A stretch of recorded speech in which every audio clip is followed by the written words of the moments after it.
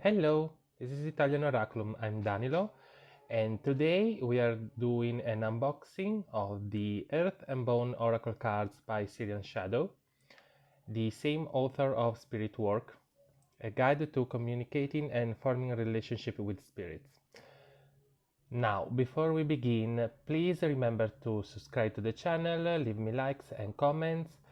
I upload at least my plan from now on is to upload once a week, and you can check in the description of my videos to find an email to message me for a private reading, and also my Instagram account, which it's going to be more active from now on.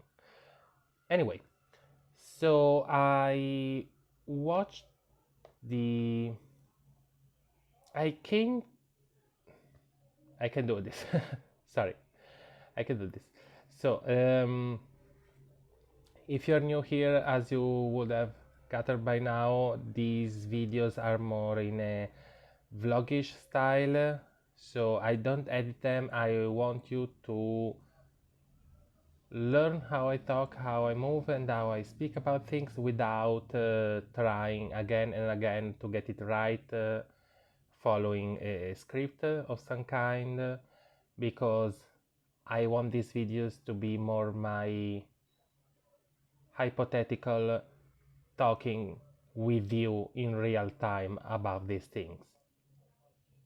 One day I would like to also have proper live videos, but I'm kind of waiting to have a larger audience, so it could be more fun for everybody and more interesting.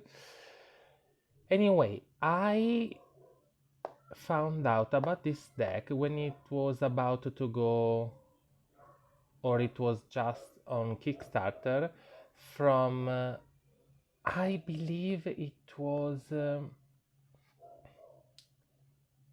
Lisa Pape's video about new releases. She does these videos once a month and tells us about what in the pre-order, both indie and mass market world, is going on with the tarot and oracle cards. I'm pretty sure I watch it on her channel. So anyway, I watched the campaign through their videos. I was interested, and so I went to Kickstarter, checked it out, and decided I needed it. Then I was curious about the author, so I searched for him, and I found out that he had wrote this book, which is a topic I'm really, let's say, just really dear to my heart, and I have sometimes a little bit of a problem finding a book or a text or something that really satisfies me, because I don't tend to follow a specific current of magic. So if it's too ceremonial, I get bored. If it's too focused on the mythology of a specific country or a specific religion, I get bored as well. I want more spirit as generically described and with the most diverse and original practice to connect them that can exist. That's kind of what I like to find in books, specifically talking about this topic. Otherwise, I'm fine with the chapter about spirit work when it comes to a text kind of presenting a corpus of practices and theories following a specific current or a specific movement or philosophy among the occult traditions. Sorry. So I found about this book. I bought it. I read it, and it is rather slim. It's, if you know about them, it's not that larger compared to one of the pagan portals. Sorry, kind of, maybe it's largest two of them, but it goes from what spirits are in all the categories, so from fairy to gods to angels and demons and the spirits of the dead, and then how to connect them, how to awaken the medium and sort of almost shamanic channels within us, the psychic abilities connected to perceiving the spirits, grounding work, purifications, protections, how to have a successful and happy and useful and beautiful and nourishing link with our ancestors and all the spirit world basically. And again, it's a very slim yet very compact and dense and yet easy to read. It's really smooth as a reading, or at least that's how I felt about it. I probably have a little bit more experience than others, a little bit less than others, so of course that's just my opinion, but this is the unboxing for this deck. So let's see, we have a classic sturdy cardboard box with the lovable half moons, half circles cut, so it's easy to open it as you have just seen. You can do it. Merge the shadow and be reborn in darkness. So it's clearly a darker theme oracle. It is earth and bone themed, so we can see probably animal skulls or animal bones and apparently flowers, and here we have two ancient looking blades, so probably it's a deck where living beings are plants, animals and peoples are skeletons, and we have some old and sort of forgotten objects maybe with them. I'm trying to fold the cover of the guidebook along the scored line. So this is the guidebook, we have the contents and introduction, how to use it, how to cleanse it, I see, card spreads, and then we go with the meaning of the cards, and it appears we have two pages, an affirmation and a key phrase or a set of keywords underneath the title, and they are numbered. We have a tiny picture of the cards, and it seems that that's all we have for the rest of the guidebook. Yes, we have a little bit about the author and his Instagram and TikTok accounts and his website, and that's it. And this is a little bit of a presentation on the guidebook. This guidebook explains how to use the Earth and Bone Oracle cards to bring your clarity, transformation, healing, guidance, and insight. Okay, so let's see. I forgot about how. Okay, so we have the same message both in the back and in the front of the box.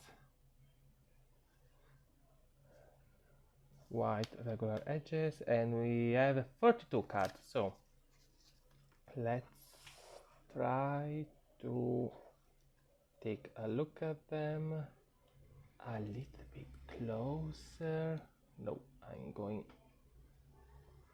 in the wrong direction. I'm sorry, I don't zoom. I physically move this sort of contraption that's directing my phone as I record. So I'll admit this first card is kind of dark. I can see it, but I can also already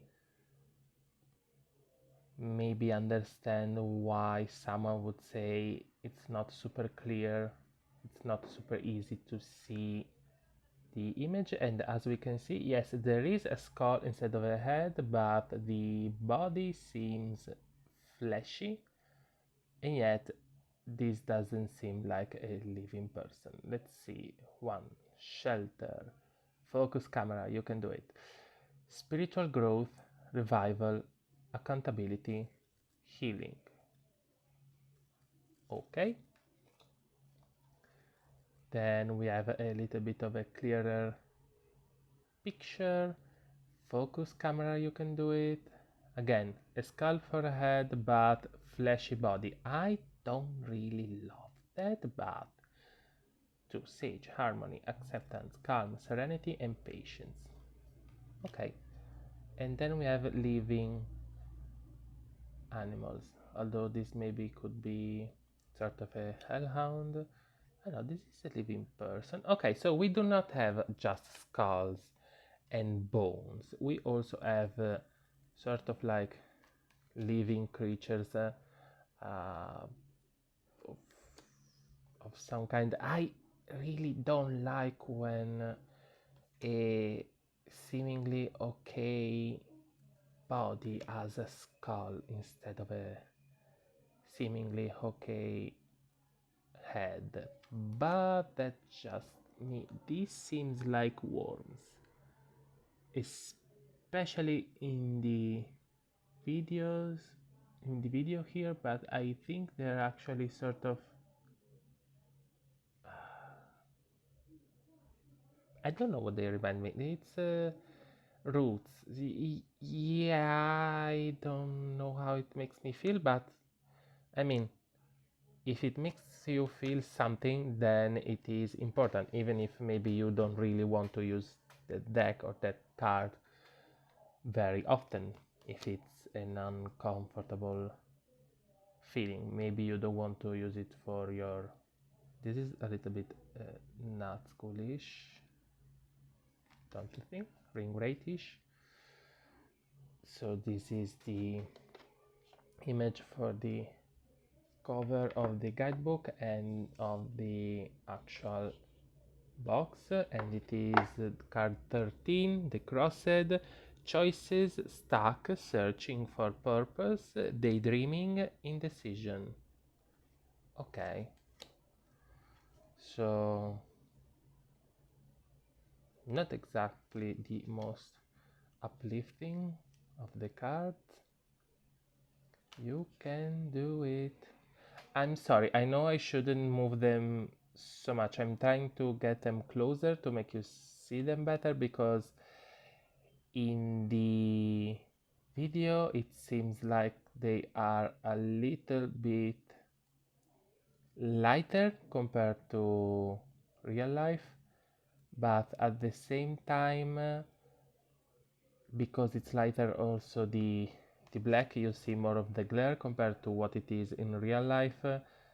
I feel like you can see as many details as I can. So this is how I decided to cope with it. I'm sorry if you don't like it, but it is what it is. I like this time. Nice. Oh, this is nice. Flow. Okay, so clearly I'm not disturbed by the bones. I enchanter. Really nice. I am absolutely not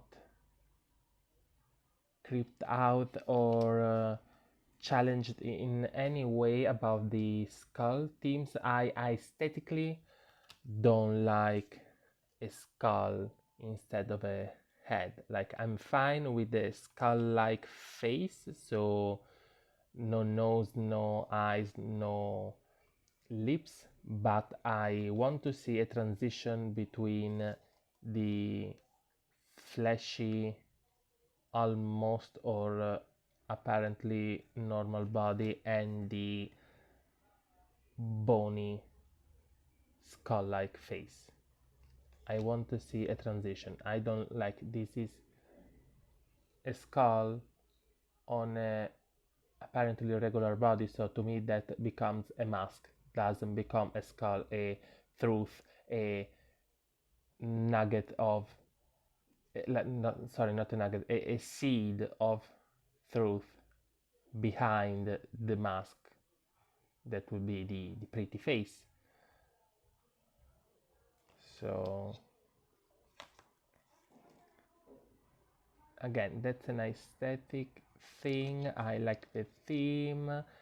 I'm feeling things from this deck, so I think I'm going to enjoy reading with it. I am not sure my regular clients are going to love it because they could very well be creeped out, but I think this is going to be my oracle for October, at least for myself, if not for my, like, this is super dark. Like, in real life I can barely see it, and if I could manage to have the camera focus on it, you could probably see more than I can actually see.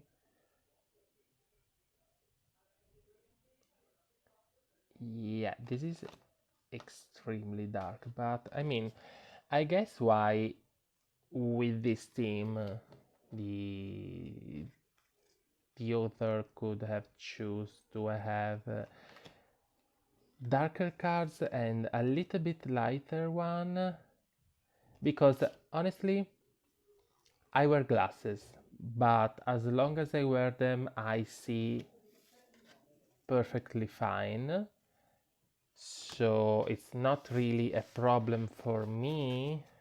It's not going to prevent me from using my deck, but I am want to see like maybe a 3 card spread, how it's going to look like 1, 2 and 3. Yes, like I can see them. It's not a problem. I could have stronger lights here on the table. I tend to not use them because I want to minimize the glare for you, but the only one that kind of gets